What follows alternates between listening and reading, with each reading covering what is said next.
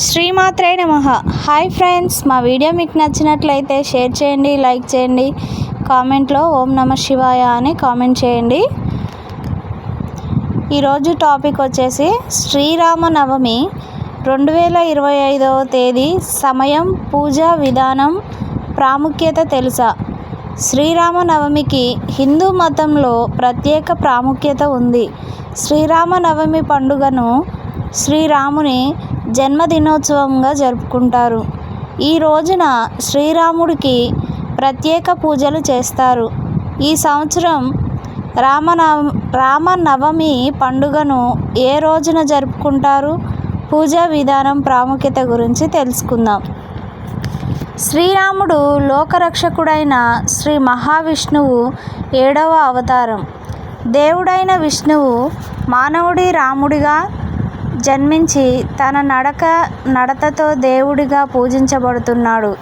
రాముడంటే ఒక నమ్మకం. అటువంటి రామయ్య జన్మదినోత్సవాన్ని ఆ సేతు హిమాచలం ఎంతో ఘనంగా జరుపుకుంటుంది. శ్రీరాముడు చైత్రమాసం శుక్లపక్షం 9వ రోజున జన్మించాడు. అందుకే ప్రతి సంవత్సరం చైత్రమాసం 9వ రోజున శ్రీరామనవమి పండుగ జరుపుకుంటారు. శ్రీరాముడి ఆశీస్సులు పొందడానికి శ్రీరామనవమి రోజు అత్యంత పవిత్రమైనదిగా పరిగణించబడుతుంది. ఈ రోజున భక్తులు రాముడికి ప్రత్యేక పూజలు చేస్తారు.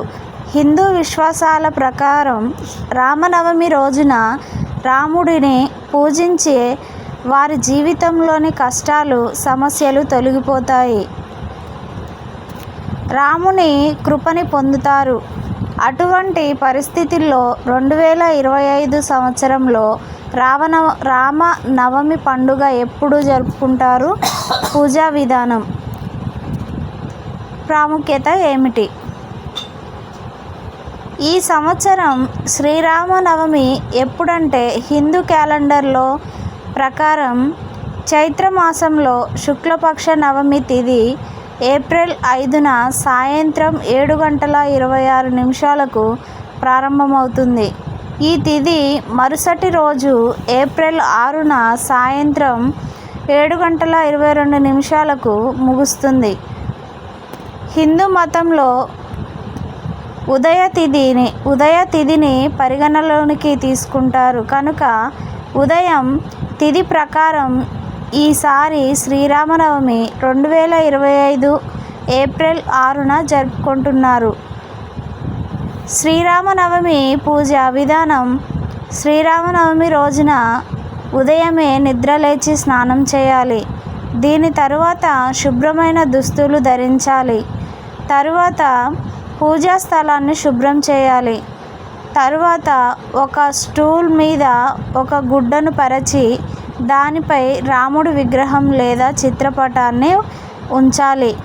గంగాజలం, పంచామృతం, పువ్వులు మొదలైనవి రాముడికి సమర్పించాలి. దేవుడికి పసుపు పండ్లు, చలిమిడి, పానకం, వడపప్పుని నైవేద్యంగా సమర్పించాలి. రామచరిత మానస్ను లేదా సుందరకాండను పారాయణం చేయాలి. చివరికి శ్రీరామునికి హారతి ఇచ్చి పూజను ముగించాలి. దీని తరువాత పేదలకు, నిరుపేదలకు విరాళాలు ఇవ్వాలి. శ్రీరామనవమి ప్రాముఖ్యత. హిందూ మతంలో శ్రీరామనవమికి గొప్ప ప్రాముఖ్యత ఉంది. రామనవమి రోజున పూజ చేయడం వల్ల ఇంట్లో ఆనందం, శాంతి, శ్రేయస్సు లభిస్తాయని నమ్ముతారు. ఇంట్లో సానుకూల శక్తి ప్రవాహం పెరుగుతుంది. ఈ రోజున పూజ చేయడం ద్వారా లక్ష్మీదేవి ప్రసన్నులవుతుంది. దీనివల్ల ఇంట్లో సంపద పెరుగుతుంది. సీతాదేవి లక్ష్మీదేవి స్వరూపం. అటువంటి పరిస్థితుల్లో రామనవమి రోజున శ్రీరాముడితో పాటు సీతాదేవిని పూజిస్తే లక్ష్మీదేవి ఆశీస్సులు లభిస్తాయి. ఫ్రెండ్స్, ఈ వీడియో మీకు నచ్చినట్లయితే ఒక లైక్ చేయండి, షేర్ చేయండి, సబ్స్క్రైబ్ చేసుకోండి. అలాగే మా ఛానల్ని ఫస్ట్ టైం చూస్తున్నట్లయితే మాత్రం తప్పక ఒక సబ్స్క్రైబ్ అయితే చేసుకోండి. అలాగే ఈ వీడియో మీకు నచ్చినట్లయితే ఓం నమః శివాయ అని కామెంట్ చేయండి. Bye bye.